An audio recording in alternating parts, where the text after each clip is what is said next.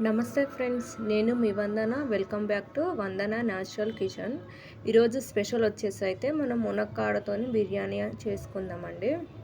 ఇందులో మనం బిర్యానీ రైస్ అయినా కావచ్చు, మనం వండుకునే రైస్ అయినా దేంతోనైనా వండుకున్న టేస్ట్ అనేది సూపర్గా ఉంటుందండి. మీరు ఒకసారి ట్రై చేయండి. నేను కూడా ఫస్ట్ టైం ట్రై చేయడం. ఇందుకోసం కావాల్సింది 2 గ్లాసుల వాటర్ని అయితే తీసుకున్నాను. వాటర్ మంచిగా కడిగేసి ఒక 10 మినిట్స్ అయితే నానబెట్టుకోవాలి. ఆ నానేంతలోపు మనము మునక్కాయలని ముక్కలుగా కోసేసి కొంచెం సాల్ట్ వేసేసి మెత్తగా ఉడికించుకోవాలి. ఆ ఉడికేంతలోపు మిక్సీ జార్లో కొబ్బరి తురుము, ఎండుమిరపకాయలు, కొద్దిగా నీళ్లు పోసి కొన్ని మసాలాలు వేసి, మీకు ఏవి నచ్చితే అవి కస్తూరి మెంతి మాత్రం కంపల్సరీ వేయాలండి. ఫ్లేవర్ కోసం వేసుకొని మెత్తని పేస్ట్లా గ్రైండ్ చేసుకోవాలి. గ్రైండ్ చేసుకున్న దాన్ని పక్కన పెట్టుకుందాం. ఆ లోపు అయితే మనకు మునక్కాడలు అయితే ఉడికేసుకున్నాయండి. ఉడికిన మునక్కాయలను పక్కన వాటర్ పంపుకొని గుజ్జునంతా తీసుకోవాలండి. చూస్తున్నారు కదా, వీడియోలో చూపించినట్టు ఒక 3 మునక్కాయలు అయితే నేను తీయలేదు, మిగతా వాటికి గుజ్జునంతా తీసేసానండి.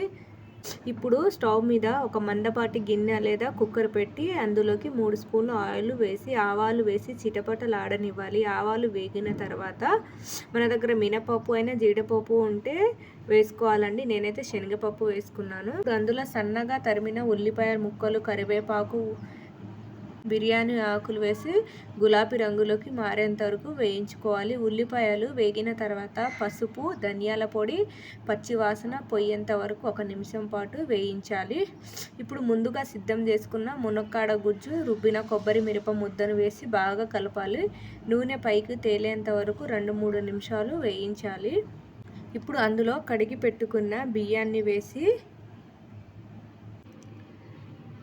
మసాలాలంతా బియ్యానికి పట్టేలాగా 1 నిమిషం పాటు బాగా కలపాలి. ఇప్పుడు నేనైతే 2 గ్లాసుల బియ్యాన్ని తీసుకున్నా. 2 గ్లాసుల బియ్యానికి 4 గ్లాసుల వాటర్ని యాడ్ చేసి టేస్ట్ తగ్గట్టు సాల్ట్ని అయితే యాడ్ చేసుకొని బాగా కలుపుకున్నాను. మధ్యలో కూడా మూత తీసి కలుపుకోవాలండి. మనకు ఉడికిందో లేదో తెలుస్తుంది. చూడండి ఎంత చక్కగా ఉడికింది, కింద అడుగు కూడా అంటలేదు. నేను పర్ఫెక్ట్ కొలతలతోని వేసుకున్నానండి. మీరు కూడా వీడియోలో చూస్తున్నట్టు వేయండి.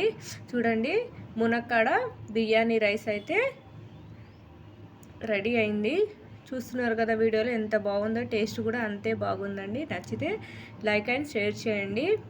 మీరు కూడా ట్రై చేయండి. మీకు ఎలా వచ్చిందో కామెంట్ చేయండి. మీ ఫ్రెండ్స్కి షేర్ చేయండి. సబ్స్క్రైబ్ చేయడం మాత్రం మర్చిపోకండి. ఇది అండి ఇవాల్టి స్పెషల్. మరిన్న స్పెషల్ రెసిపీ కోసం మన యూట్యూబ్ ఛానల్ అయితే సబ్స్క్రైబ్ చేసుకోండి.